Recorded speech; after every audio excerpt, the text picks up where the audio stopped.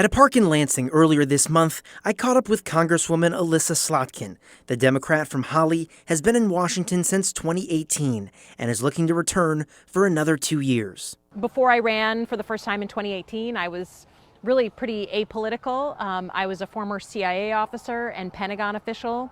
I did 3 tours in Iraq alongside the military, married to a military officer who I met in Baghdad. Slotkin is running against State Senator Tom Barrett of Charlotte, who sat down with me inside WXYZ studios.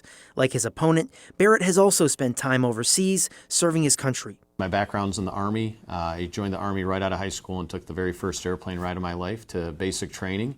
Ended up serving in Iraq, Kuwait, Guantanamo Bay, and South Korea. Barrett was first elected to office as a state rep in 2014 before becoming a state senator in 2018. A few of his proudest achievements in office deal with veterans. There was an issue with veterans who had invisible wounds that had service dogs that were being turned away from establishments here in Michigan, so we changed the law. As for Slotkin, she says one of her proudest achievements deals with the chip shortage, co-sponsoring the CHIPS Act earlier this year. I'm a big believer in making chips in the United States, preferably in Michigan.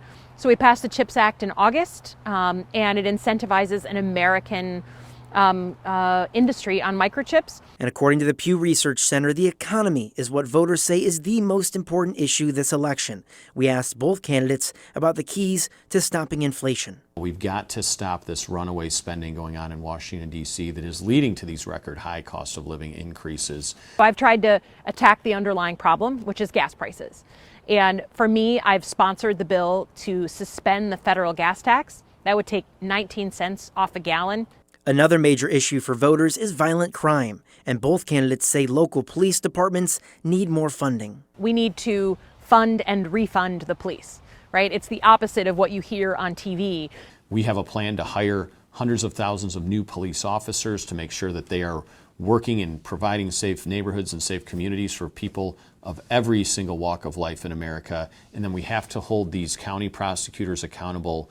But there are differences in opinion on gun legislation. Slotkin sponsored the Safe Storage Act and supports raising the age to buy semi-automatic weapons. I'm not against guns, but this idea that somehow you can either be a gun owner or care about protecting our children in schools, that it has to be either or, I reject that. Well, number one, in Ingham County right now, the prosecutor refuses to enforce gun laws. So we can't go out and create new gun laws without even enforcing the laws that we have on the books right now. The candidates also differ on abortion. Slotkin supports abortion rights on Proposal 3, while Barrett is pro-life and against Proposal 3, calling it extreme. As far as being pro-life, are you with exceptions at all?